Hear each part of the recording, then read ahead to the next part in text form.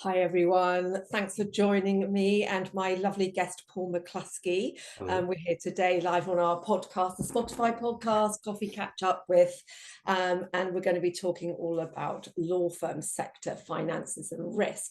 Now, if you don't know Paul, then where have you been? Must be under a rock. So Paul is the founder and director of Gemstone Legal. Now, finance and risk management for all the legal sector. Now, why you're so crucial to understanding what's going on is you were actually the former UK head of professional practices, is that right, at Lloyds Bank and the Bank of Scotland. So you've been in this for 30 years, know the finances, and you kind of live and breathe it. I know you do. It's a long time, Elaine, a long time. Right, you and me both, not in the finance thing but in law. So there's so much we could speak about. We've just, anyone who's going to listen to this YouTube or Spotify know that we've just had the budget. We've also just had the SRA compliance conference, and we're talking about financial stability, cash flow, risk, the role of banks in SME law firms, client interest. You talked about a little bit, what's propping up, what's a risk. But I'd really like to start off, before we're going to mention Solicitors Regulation Authority, what the SRA is kind of promoting with the TPMAs, third party managed accounts. But I'd really like to start off with thinking, Paul, with what you've seen in your experiences in the financial sector and within the legal sector from this budget just happening, and with obviously the new Labour government, have you seen any patterns that have been ebbing and flowing, recessions, here we come? You mentioned a 13-year rule to me earlier on, as in our written rule. But what have you seen the changes already, say, financially in this fourth quarter, and what might you think prediction? I know you mentioned the crystal ball for going forward, but I'd love your opinion on what you're thinking, what you've seen. I'd love to have that crystal ball, Elaine. I really would. It's the newspaper headlines are interesting, aren't they? Scaremongering to the nth degree. We were expecting interest rates to fall twice before the end of the year. Now that may not happen. Obviously, they fell last week, so base rates now down to, is down to more manageable levels, if you like, and perhaps heading towards the norms that we'd have expected over a longer period of time. If you take base rate back to even to the 1700s, paying 4.5% for the base rate, the bank rate is pretty normal. The very lows that we had after the financial crash, it's unusual. We won't see that again. So, whether base rate starts to level out about 4.5% there or thereabouts, you never know. The banks are pricing in those falls, but who knows whether they'll fall again before the end of the year. Markets say not now. So, they say that this rate that's happened now, that will just stay stable. We'll see what happens with Trump coming in. We'll see what happens now that Labour have introduced their new budget, and the financial pressures on law firms because of additional costs for staffing, with the national insurance rises for law firms. But the one thing that's true, I guess, that they've been talking about doom and gloom in law firms for a long, long, long time, haven't they? The political commentators, especially within the legal sector, like to talk about, law firms are going to fail, it's going to crash. But I think business owners are resilient. They find a way, don't they? And the ones that are going to go, they will go. But there's still roughly 9,700 odd law firms in the country. So it's not that much less than used to be kind of 10 years ago, I guess. So I think law firm numbers are still relatively stable. So I think they'll be there ready to fight for 2025. Yeah. And what do you think? So, of course, there's so many sole practitioners and, SME law firms out there. They're the ones actually on our high street. They're the ones we often go to if we're just kind of maybe individual So what might you think, for conveyancers, especially right now, how do you see their kind of challenges within the financial market? It's tough for them, isn't it? The housing market, finding the deposits, young people getting onto the housing market in order to to start to make that process churn. I think you almost need the banks to do something different with the whole mortgage market. I would love to have seen there been a standardized mortgage product for new people coming onto the market where you can rely upon a long-term interest rates, but it's just not there. You know, it would have been great if everyone could have bought their properties. There'd be a guaranteed rate of 4%. It would just stay there forevermore, and that would be the price that you would pay. But clearly, the markets don't have that type of product, and therefore, you know, at one point, what was it, 3.5 times salary? You know, before you could get a property. I think what was my first one? £62,500 back in the day. And, you know, it probably was just less than 3 times my salary at that time. And now you're looking at 6, 7 times salary, depending where you live in the country, obviously, to get on the housing ladder. So it's difficult. Absolutely right. And do you know what? It's really scary, you know, for us parents, you know, thinking, you know, my eldest is going to be 25 this year, and I've got a 21-year-old and 14. But I was laughing. So in the road I am, for example, so we're talking about mortgage versus rent, because of course, how can they get that deposit? It's so hard. And you know, the cost of living, so that, you know, so my son works really hard. He's in recruitment, and but there's a cottage opposite me that's smaller than mine, much smaller. It's going for nearly £3,000 a month. Yeah, it's crazy, isn't it? Yeah. So, but you think, oh my gosh, so what can be done? So what do you think about lifetime ISAs then? So do you think that'll shift? Because of course, that's one incentive that the government's giving younger people. I hope they'll keep it. I hope they keep any incentive for people to save. You know, it really frightens me, I guess, when they say that, you know, on average, any financial advisor would say they should have, you know, 6 months worth of debt in the bank at any given point, you know, minimum. You know, and you would think for some, you think, well, that's fair enough. You know, that maybe cost me £2,500, maybe £3,000 a month to run the house, mortgage, food, and so on. So, you know, if you have £20,000 saved, then, you know, does that make you financially stable? Probably doesn't take much for something to eat into those funds. But if you're a youngster leaving university, you know, 50 grand in debt for your student fees, and you just want to be away from your parents, living with your mates, and, you know, or with your partner, and you just want to get a house. It's all about affordability. So you need a decent salary to cover the repayments to your existing debts, and then find funds that are going to be used for a future mortgage. I don't know, but I just think anyone should be encouraged to save from a very, very young age. I've got a 12-year-old daughter and a 14-year-old daughter.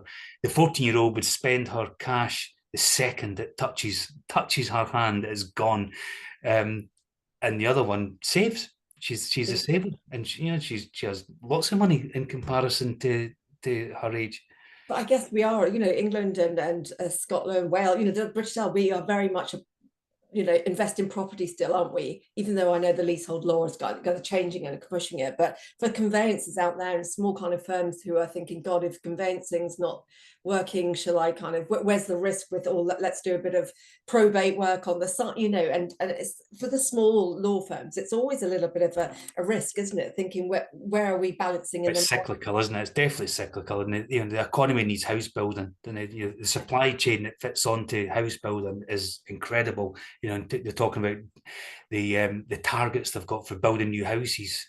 Yeah, it's incredible. I don't know how they will ever achieve those numbers. I don't think they will. It's I think when I speak to, you know, I've got legal clients in the leasehold law and construction and stuff, it's the supply chain breaks down, and it's where the investment is. So it's just it's a huge cyclical problem. But just you know, bring it back then to the kind of the smaller law firms, where do you see that you could say, look, you know, with interest rates, let's talk about a little bit about, you know, well, not a lot about them actually, because that's, you know, where it's so, you know, interesting and vital to speak about, or how a law firm, you know, cash flow. We're coming up to Christmas now. That's always a hit every year for a small law firm, right? you know, they're thinking, oh, okay, might be bonuses, Christmas parties, that extra what we have to pay, you know, the PIIs just kind of have all those kind of things. Have you, when you go into firms and kind of consult and help them, do you see a lot of people propping their cash flow up with their interest rates? I don't. I mean, I saw, Interest on I saw Anna Bradley's comments at the recent SRA conference, and it's a fantastic headline grabber, isn't it? You know, so she's looked at Crow's financial benchmarking exercise. They've pulled out that within their statistics, 1 in 6 were talking about being reliant upon client account interest, but it's a tiny sample size, isn't it? You'd like to think that if the SRA are going to push out these kind of messages, and if it's true, of course, it's a concern. It's a concern for anyone to be relying on something like interest, because it should be the cherry on the cake rather than the actual cake itself. You know, it's you're building your foundations on sand if you're relying on client account interest to pave your way. But I just wish there was more statistics that were brought to it. You know, so when you're responding back to your practicing certificates, for example, and you're giving in the level of interest is at above 10% of your fee income, you know, that would be a great statistic to pull out across the entire country rather than just a small snapshot at a financial benchmarking exercise, because I would be really surprised if 10% of law firms across the entire country were reliant upon client account interest. You would be in your experience, kind of thing, what you've seen. I'd be surprised if that was the case. I also run an exercise where my sample size is about 270 firms just now, so a bit bigger than some of the other financial benchmarking exercises that run. And yeah, there's some firms that will tell you that they are overly reliant on client account interest. But that's a trigger. That should be a trigger for any firm to then look at the financial stability of their business, look at some of the other things that they can do within their business to turn turn the fortunes. But you know, if Anna Bradley was saying that for some firms, client account interest equated to 10% of their turnover, I think that was the statistic, wasn't it? You know, you kind of then think that the sensational thing that they could have said was, if you think out of turnover, maybe 20% of that would be your net profit.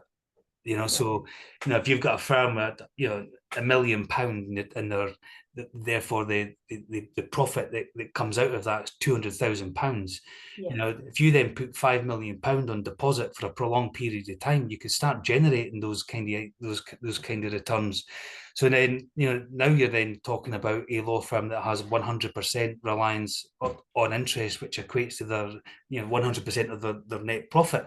Now that would be a really frightening statistic, wouldn't it, if you put it in those types of terms?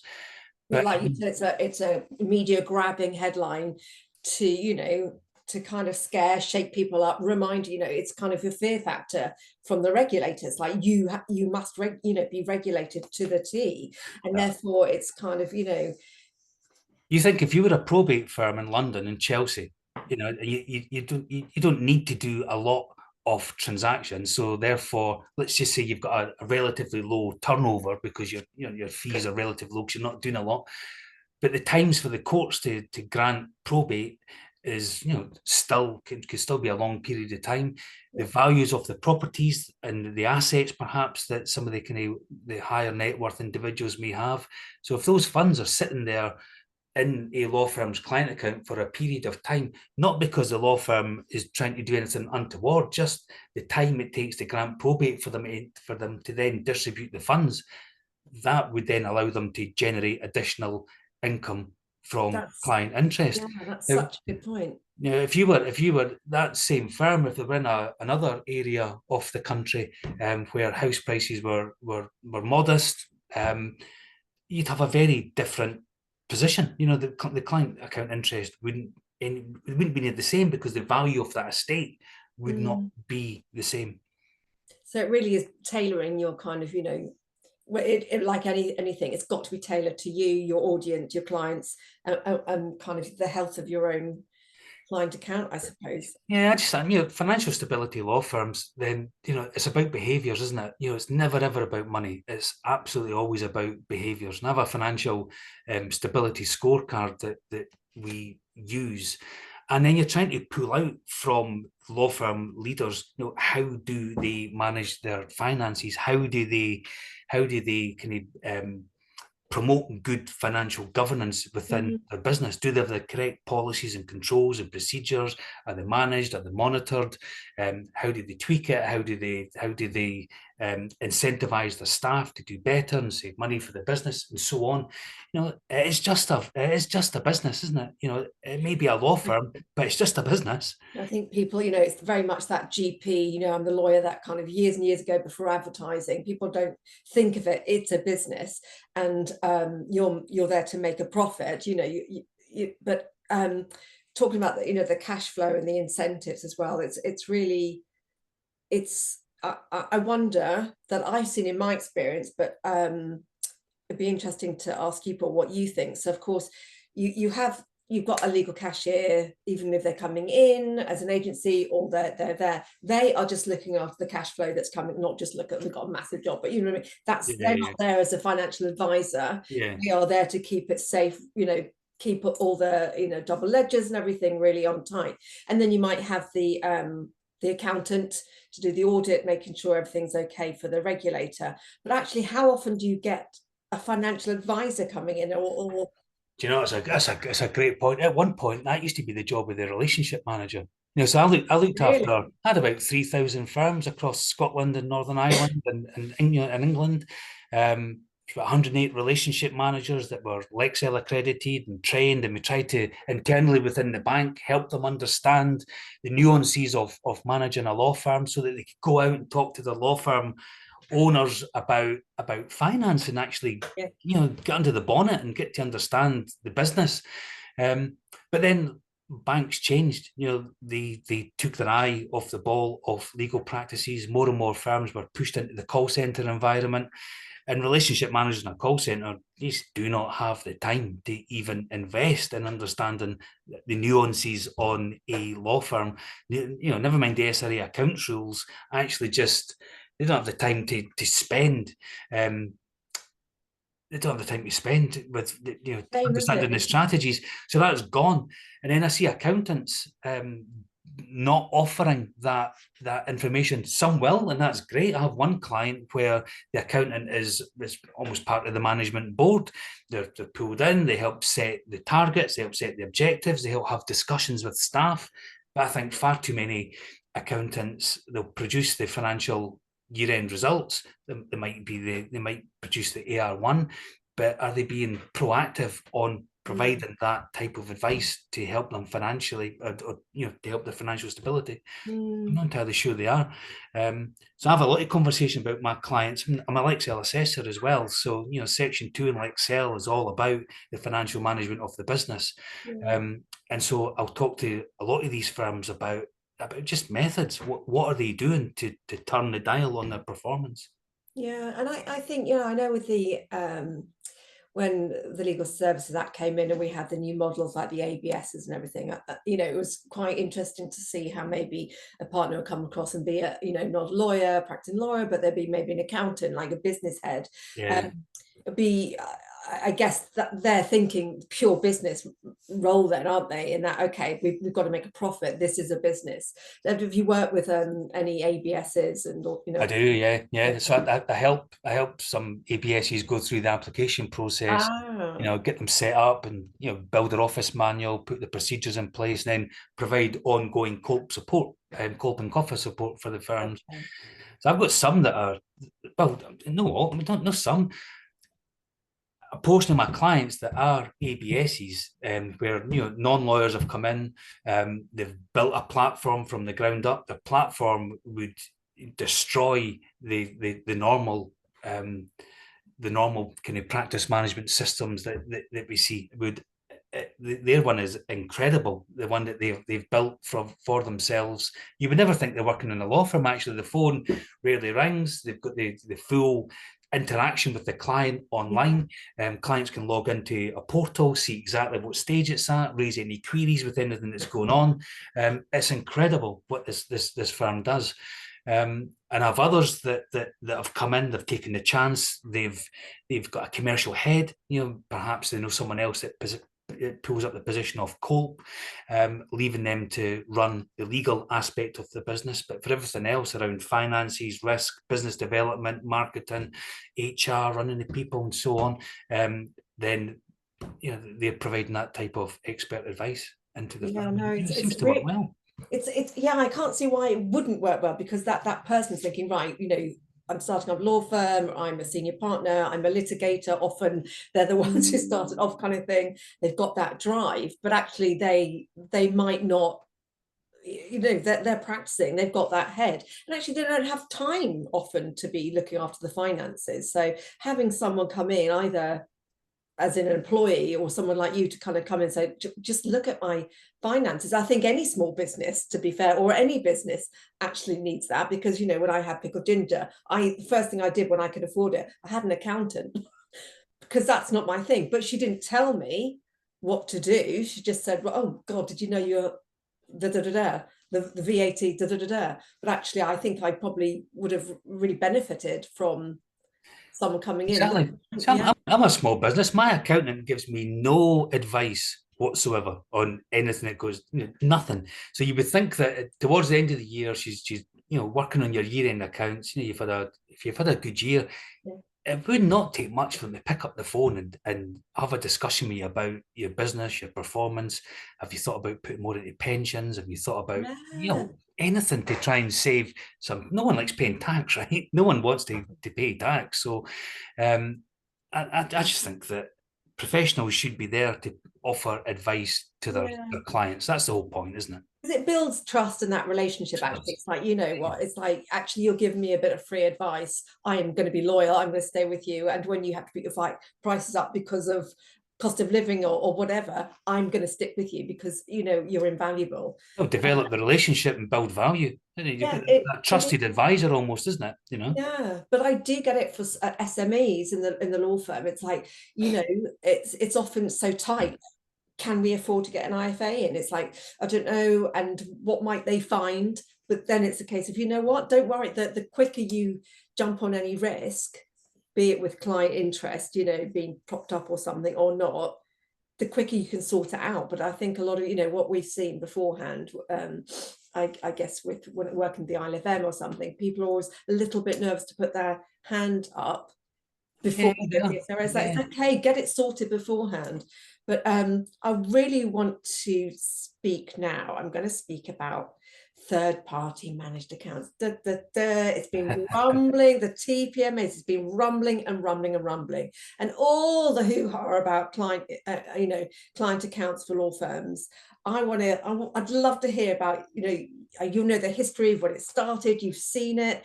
Why is there such a, oh my God, we're all going to collapse? So I was still heading up Lloyds on day one, when you had you had Shield Pay and Third Folk, when Third Folk were thinking about introducing third-party managed accounts. Obviously they took a different route and they're doing incredibly well at what they're doing. But there's 4 providers just now. There's 4 third-party managed account providers. No one really knows that, do they? No. Everyone's held to Shield Pay, but there's another 3 that are out there. 3 of those 4 have been on the phone to me talking about third-party managed accounts and how it can be offered and so on. But I hear it. You attend various seminars and I hear people talking about it, and I see the things on LinkedIn, and it just amazes me how the promotions on third-party managed account just now, the SRA are wax lyrical about the use of them. Other people, other commentators or consultants that are kind of pushing everyone towards them. The CLC are now talking about mandating their clients. Third-party managed accounts at this moment in time are nowhere near ready to represent law firms. Nowhere near it. You think about there's 100 different things that on the whole issue of third-party managed accounts, other than even just talking about the logistics of how the thing would actually work. So if you stopped all bank accounts and you say, okay, as from now, we're going to transition to third-party managed accounts, well, the provider, now they just fall over, wouldn't they? Yeah. They've not got the processes, the procedures in place. It's fine dealing with, a handful of clients and you do a few transactions for them, and that's fine. I remember the early days going around to all the various insurers. There is no discount to your professional indemnity insurance. You still need to reconcile them. You still need to have someone who's going to sit there and look and make sure that the balances that are retained within them are as expected. But they would fall over.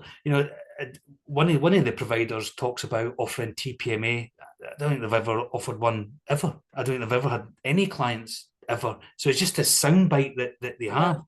Now you would think, do they even have the correct license? Do they have with the FCA in order to hold it? No one seems to talk about that. How would the bank feel? So let's say one of the TPMA providers bank with Barclays, for example. So now how would Barclays feel now about holding hundreds of billions of pounds worth of funds with them? Sounds great, but they might not want to have that exposure to the market. And then how would the other banks feel about losing those kind of deposits? TPMA providers don't pay interest. They'll pay, they talk about charges going up to, £200-500 a month. Something along who's going to pay those kind of prices? It's not, we're not ready for it, but it's too soon. Not ready, it's a great idea. The concept's brilliant because clearly no one in a law firm should be stealing 60 odd million pounds worth of client money, right? So let's put that's there.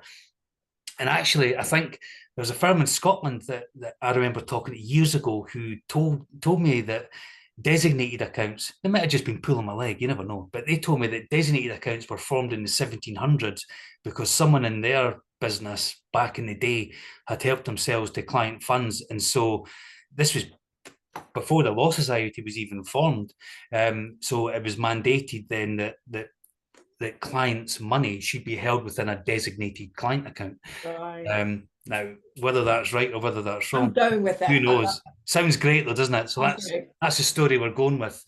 But yeah, I'd love to see TPMA get off the ground, but it's nowhere near ready. Nowhere near. I think the technology, the software, like you said, the insurances, it's just not ready. So it's I don't know why there's no point in my mind that the regulator keeps promoting it, because it's actually putting more pressure on people to think about it. It's not ready yet.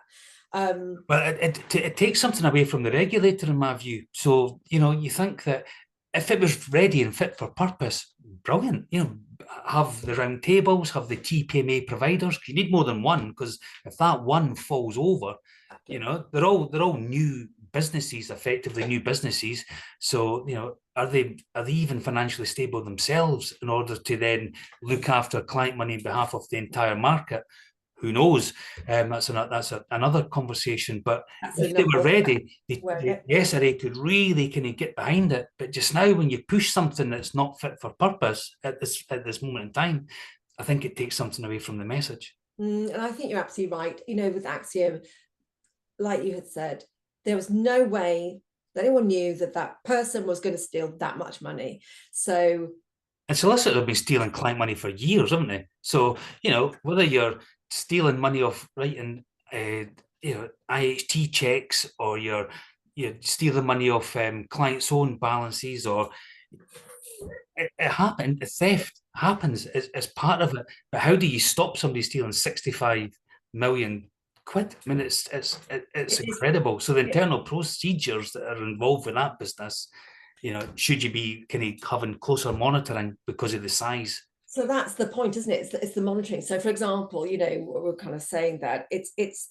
a knee-jerk reaction, like, right, okay, get rid of client account, but actually it's the culture. It's went back to what you're saying initially on this conversation. It's about the culture. It's about how the behaviors are, and if COFAs may be actually there's a change of who looks after what is. the Do you know, training. In Scotland, Elaine, that if you're the cash room partner, so the equivalent of the coffer, you must go on a course.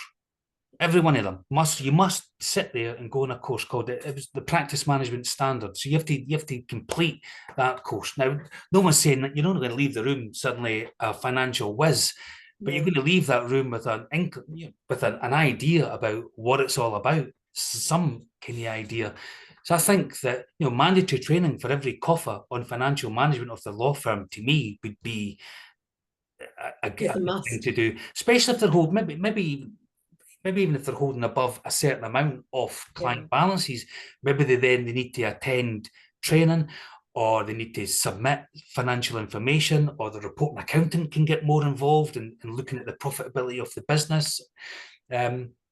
There's more that can be done. I know you don't want to tie yourself up in red tape, and we spoke about this 13-year rule. The 1998 rules. 13 years later, the 2011 rules kind of came in.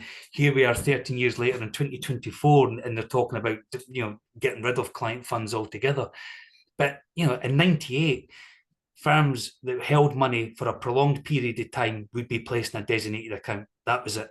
And at that time, designated accounts paid roughly 1% below Bank of England base rate was the approximate rate, and funds on your rate on a general client account was roughly 0.5%, so 0.5%, half below base for that. And that was it. But it was smaller conveyancing funds that sat within general client accounts, bounced in, money came in, bounced out. Any probate funds, any longer term monies would be swept away and sit within a general client, a designated client account. And then the rules changed for 2011. That removed they abolished the distinction in the Legal Services Act 2007 between designated and general client funds. So they removed the distinction. So it became one and the same. But the SRA at that time said, I've actually highlighted it. I'll read it to you. Read it out. It said the sum in lieu of interest for money held in a general client account, or money which should have been held in a client account but was not, must be calculated at a rate not less than the rate of interest payable on a separate designated client account. So in essence, if you kept your funds within a designated client account, and then in 2011, you thought, okay, because of the time it takes, the red tape and bank service was, awful to open up these accounts, I'll just leave everything in my general client account. A practice management system can figure it all out. And we can just run our ledgers and I'll calculate the interest. As long as you were paying the client the same rate of interest or more, then that's deemed fair. And that was the SRA's stance back at that time. And I've carried that through. And I see lots of firms that still operate in that way, that they hold money within their general client account.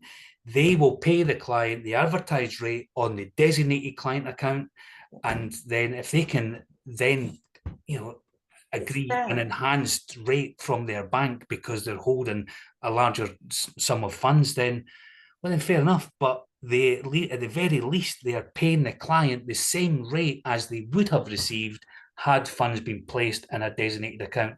And that was a rule in black and white back in 2000, back in 2011, when those rules first came out.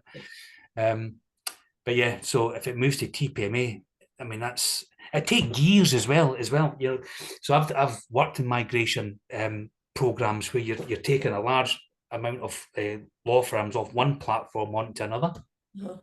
You'd have to upskill the entire sector. You'd have to really scale up the size of the TPMA providers.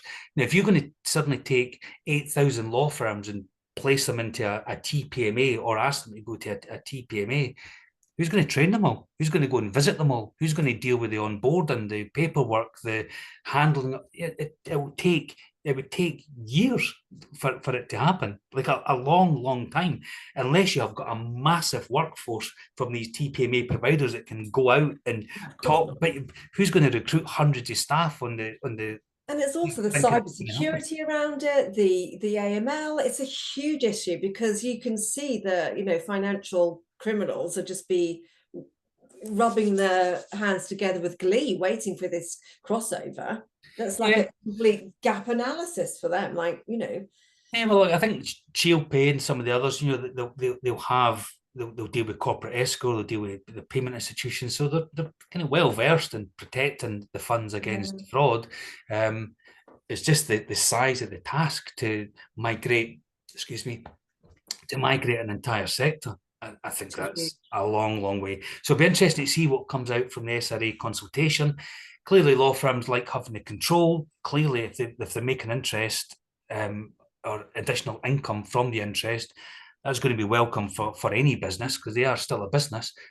But you're right, they have to pay the client a fair rate. They have. It stands to reason that they have to pay a fair rate.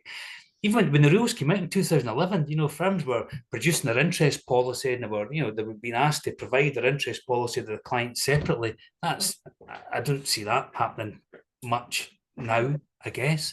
It might be in their terms of business in size 7 font that no one's ever going to read anyway, are they, really? And I think you're right. It's in law, it's always about reasonable and fair. And I guess, from the regulators, I think it's like they needed their own kind of like shake up under the Legal Services Board, to say like, what do we need to do that actually is really transparent but really fair for the consumers, of course. You know what, Elaine? So I remember reading it might have been in one of the ILFM's guidance, the interest. They produced those booklets, which used to work there. And I think one of theirs was saying about pegging the rate you pay to your client to to another account, like a personal account. So I came across one client who banked with Barclays. Barclays are paying them, I don't know, like 140 or whatever they were paying them on their client account at that time. And they pegged the rate against a personal account that was at 2%. So they're paying their client more than they're receiving themselves. Yeah. How's that fair? How's that fair to the law firm? Yeah, and that's where we need people like you, or kind of like a financial advisor about it. It's like, well, you're missing out on a trick, because actually, great for the client on that one if you peg it like that, but actually you're not looking long term for yourself as a business to prop it up. And what happens if you go under and someone else has to skip you? It's just like you said, it's a whole domino effect, isn't it? Listen, even back in the day, any funds that are held in a designated account, even today, so if you have trust funds, you put it in a designated account, all the interest that's generated on that account gets applied to that account, right? So that's how it works. But banks back in the day, in '98, in 2000, I guess the systems have changed now, but when I ran Boss Professionals, and which became Lloyds Bank Professionals, you could put commissions onto those designated account rates. So you'd have a law firm saying the rate we will pay is 1% below base on your designated account, and the firm and the law firm will retain X% or whatever percentage they were going to retain off the rate that was going to be applied to that designated account. So even back then, commissions were happening. But as long as you're telling the client it's up front, you're not trying to hide it, it's not a secret commission, then surely that must be what is all part of the pricing model, right? And maybe that the SRA's kind of team that look after transparency, make sure you've got them on your website, like your fees and stuff. Maybe that should be part of it as well. Maybe I'm just being really stupid. And that's right, though, isn't it? I mean, how many firms or clients get to a point? I think there was one in the Gazette. Was it yesterday? They got charged an extra £1 million or something. I know. You think, what? it's just nuts. So the SRA they're spot on, aren't they? From a consumer, you just want to know how much it costs. Just want to know. Just tell me. Yeah, just tell me, and that just say, and if you've got those interest rates, that's what you're doing. You're adhering to the regulations. You're being fair all around. Just be transparent. Put it up there. Then. Well, back to the rates. I tell firms on their interest policy to put a link to the advertised rate on their own bank. So the rate that you will receive is there, and there's the link. So the client can click that link at any given point. They would see that firm banks with HSBC, for example. Click, there's a designated account rate. That's what I'm going to get, and that's what they'll get. Nothing taken off it, nothing added on it. That's the rate they'll get. Yeah. So if the firm had decided to put the money in that account, that's the rate that they would get. And so that's, to me, it's simple. Then it stops the firm saying, well, we've negotiated a better price and now we get paid 4%. So I think I'll probably pay the firm, 3. I said, well, why not pay them 3.5? Why not pay them all? Why not pay them 4? So where do you stop? And what is then what is fair? Well, we need to take a de minimis and we need to calculate. And then you start getting into the kind of it's not even an argument, it's just a discussion about how you manage interest. So to me, just the simplest way is, if you're going to hold client money, pay them the rate that the client would otherwise have achieved had the funds been placed in a designated account, which harks back to the rules that the SRA had in 2011. And it seemed perfect at that time, the way that they dealt with it. Yeah, they need to be they need to firm up a little bit that kind of grey rule now, it sounds. They just need to, that worked. It works. It's fair. It worked. Yeah, and it worked. And I see a huge number of firms that still do it like that. And if I come across firms now that say, well, we pay our client 0.5, and I see this as like you have a Lexel audit, for example, or just any law firm audit, and you look at the client interest policy or their arrangements within the financial management procedures, and they'll say we pay the client 0.5% because rates are low. And so, well, that's not the case anymore. That's not the case. So why are you saying rates are low? And why are you specifying a rate at 0.5? It's crazy. So that's why if you specify, if you put a link to the rate that their own primary bank pays, your client, the rate you'll pay them will move with times. Therefore, it's just, they can just log in, they can just see at any given time.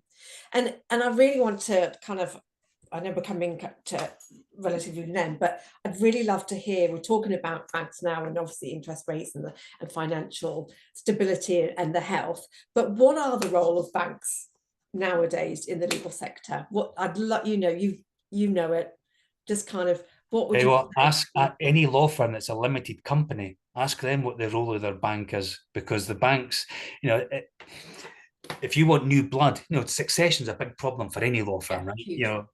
So how do you get new blood to come into the business, to pay, some of the older partners off so they can drift off into the sunset? If you're a limited company, the big four don't offer a product for it, so you can't buy in. So they say, yeah, okay, then Elaine, you want to be a partner in McCluskey solicitors, right? So why don't you just go and remortgage? Well, that's great, but maybe your hubby doesn't want you to remortgage. Maybe you don't want to do it that way. So okay, well, we don't have a product for you. Sorry, you could maybe get some kind of personal loan and do it that way, but other than that, we don't have a product. Now, in the secondary market, because I'm a finance broker, there's some providers that will provide funding for that specific purpose, but the most they'll do is over 7 years. So if you're buying in, if you're going to buy in somewhere at £200,000, it's a lot of money to repay over 7 years. So that's a difficulty. If you're, partnership, LLP, then the banks will provide you with funding for partner capital or partner equity loans, and they can stretch the interest only. They'll pay you over 10 years or 15 years in a repayment, so the repayment comes down. But it's always having a relationship manager that understands the business. That's where the gap is, and that you'll have a mixed bag, a mixed experience. Anyone that's listening to this that has a poor relationship with their bank and they're thinking about moving to another bank, I think the first thing you should do is ask to move relationship managers before you start moving banks, because the problems, the relationship manager is rarely the bank, because the banks are pretty much the same, all of them. Same products, processes might be a slightly bit different, online might be slightly different, but generally they're much the same. And so it's a relationship manager and how willing they are to help you and support you and give you funding and so on. That's the kind of the key difference.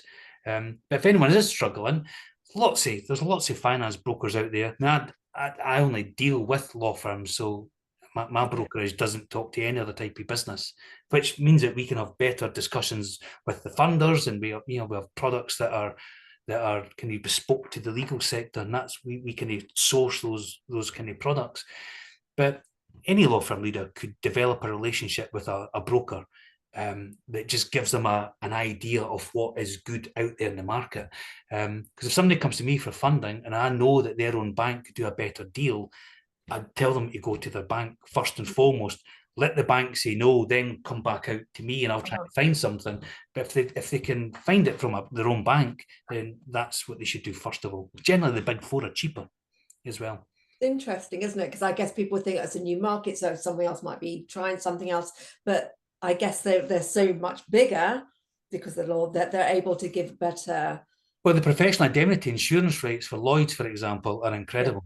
Absolutely Really? incredible through their asset finance business. Now, they don't want to do asset finance business in Lloyds. They're not overly keen on providing that product in the first place, but they've done it for a long time. So that's what they do. So the rates are great. But if you don't bank with them, tough. You know, Yes. yeah, they need to become a proposition. You need to become a target, I guess, for the relationship manager, or you hunt elsewhere.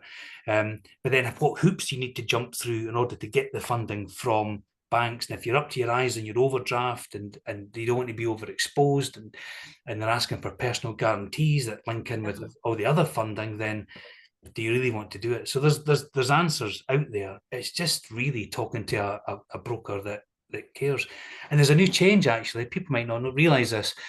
Beforehand, if you were a sole trader or under 4 partners, it becomes a regulated deal, a regulated lending deal. So the broker must tell you about all the commissions that are included within that deal. That has now changed for the unregulated deals. So if you're a partnership with 4 or more partners, or you're an LLP or you're a limited company, when you go to your broker must now disclose the commission that they take. Because generally, the rates that brokers get are pretty much the same. You know, the banks, the funder will give the broker a price, and then the broker will load a commission onto that price. Up until last week, or yeah, I think the court case with the decision came out last week. Up until last week, it was that there was hidden commissions from any finance broker. Now that's changed. Now it must be disclosed to the client. Wow, that is really interesting. I bet not many people have seen that case go through or are aware of it. Oh, it's fresh off the page, really is. So the NACFB they've just written to all the finance brokers, and the funders are doing it as well, to be fair, saying that when we provide the funding quotation to the client, we will disclose how much commission you take within that within the overall price that the client pays. Because some brokers, some of these funders will pay you up to 9%. Wow. And the client's not going to be chuffed, are they? If you as a broker are taking 9% over and above, and that's what makes some of the funding expensive. It's back to the transparency, isn't it? What's fair and knowing yourself, thinking, okay, you can make informed choices because of that. Yeah, exactly. But I mean, Elaine, it's incredible the number of firms that will come to you that don't have the financials ready, don't really kind of have a real kind of strong grasp on the finances of the business, and then you'll have others that would come and you'd say, give me your financials, but give me a narrative between the figures for last financial year and this financial year. Give me an idea of the narrative on, why the amounts have differed. If they've gone up or they've gone down, just tell me why. So explain your performance. And some can, rattle it off, and that's fine. And the funders like that information because it proves that the client has got a good grasp on what's going on in their business. And even then, if the business has gone down, performance has gone down, they can start saying, well, the business went down because with some key hires in the business that left, something didn't work out.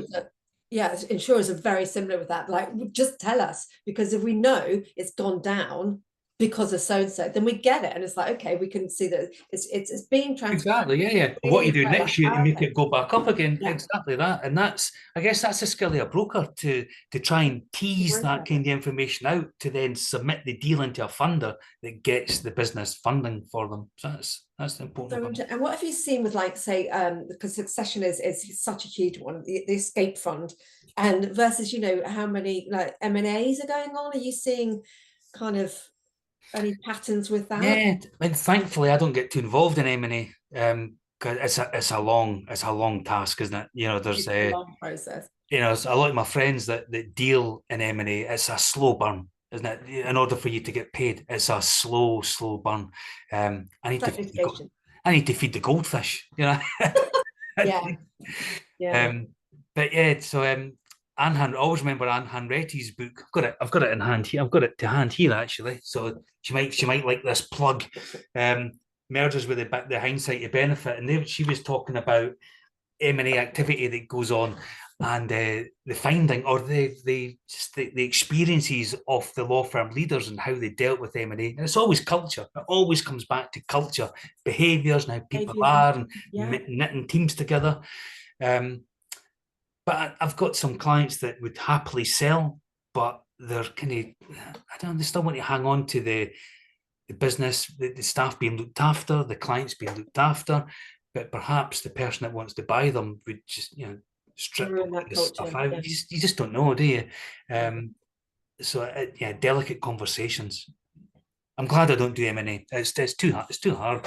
It's too It's hard. very, I'll leave yeah. that to David Sparks and Andrew Roberts and these kind of people, Viv Williams, those kind of people that do it.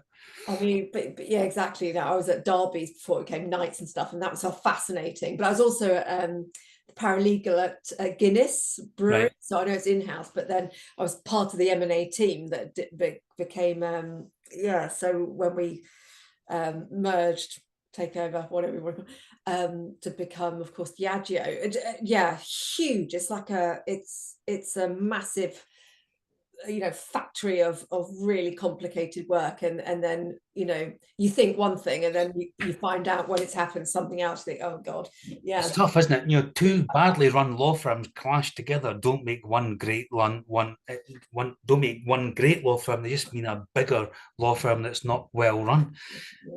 Maybe that's how the whole Axiom thing came around. Yeah, Who very knows? possibly. You know, Very possibly.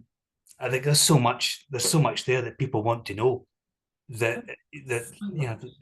Because there's we've just 100 questions, isn't there? so many. I mean, gosh, you just want to sit in on that kind of court case, whatever, just because there are so many. But it's like a fascinating. Now, what can we learn, you know, from these things? And I think it really goes back to that, like I said, behavior, knowing people, the culture, training.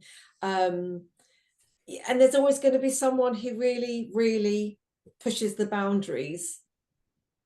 And you know, in law, be it financial crime or whatever, but it's just Do there's you know what? Do you know what? I think what firms should. I think it can be really easy, or it can be easier, should I say? That I think any business wants to add value to their clients, don't they? They want to give away something that means it's not just like a tacky rubbish giveaway type of thing. So, like, on our website, I'm a bit of self promotion here, Elaine. yeah, no, I was going to say, where's the link, where's the call to action at the end of this? So on the website, so we've built various scorecards. So one's about client money interest. You know, are you ready to earn client money interest? Because if you don't have the correct policies and procedures and controls, it doesn't matter how much additional interest you earn or you move money between different banks to benefit, it's going to fall apart. Actually, managing it is going to fall apart. So we test that. But what I was going to say is, for financial management, I think benchmarking. So we've got a scorecard that talks about your policies and procedures and controls. I think if you don't have, that's your foundations, if you like. So that should be there. The whole staff training around how they about file management, when to build clients, utilization, you know, the age-old issue around lockup that the perennial problem for law firms has been there forever. And benchmarking. I think that every law firm should benchmark, like every one of them. It should just be part of your practicing certificate that you will not be allowed to operate without benchmarking, especially if you're above a particular level, because the results that come out from that will then lay clear what your next actions should be. Because how do you know what you don't know? You just don't, do you? So if you run one of these scorecards, then you benchmark, and then you think, well, hold on a minute there, our profit per equity partner or profit per fee earner is so low. I mean, it beggars belief, I think, to me, that the average fee earner bills, I think that I need to let's say the LMS financial benchmarking survey, I think the latest stats, they bill about 138,000. The super profit, the overall profit is about £16,000. So, someone can swing in a chair for an entire year, and all they're making the practice, after all costs, everything for them, is 16 grand. Wow. 16 grand. So then you can see how much value client interest becomes, because you don't need to hold that much money on deposit to earn 16,000 quid, and it's cost you no effort to earn that type of money. And so I think, looking at your policies and procedures, looking at your training, and then benchmark performance, make the adjustments, and just go around the cycle again and again and again and again until you've got this streamlined machine that the income is going up, or is an acceptable point for the partners or directors. I mean, what a brilliant kind of punctuation to kind of come to a draw for this podcast, Paul, because it's really just it is that, isn't it? It's just like, have that benchmarking. You've got that cyclical thing. You want that healthy cash flow and to understand what's going on. So I'm going to obviously with our link when it goes out, I'm going to link back to your scorecard. Absolutely. It's no brainer, really. It's just, if people don't know, they don't know. And the thing that I do like about it is 100% of firms that have taken part in the scorecard, 100% of them have said it helps them to evidence their financial stability and viability, which goes back again to the original discussions we were having at the very start. The SRA Code of Conduct will obviously tell firms that they need to be concerned and monitor the financial stability and viability. This is a really easy way to do that. It's a really easy one. Paul, thank you so much for your time. You always blow my mind with what you know. And absolute pleasure. Yeah, and we'll check in again another time. But I just want to say thank you so much for your time, and everyone. Just get in touch with Paul if you need any kind of one-to-ones to get a bit more of your finances in place. It's very nice you're saying that. Yeah, absolutely. So I am going to. There we go. I'm going to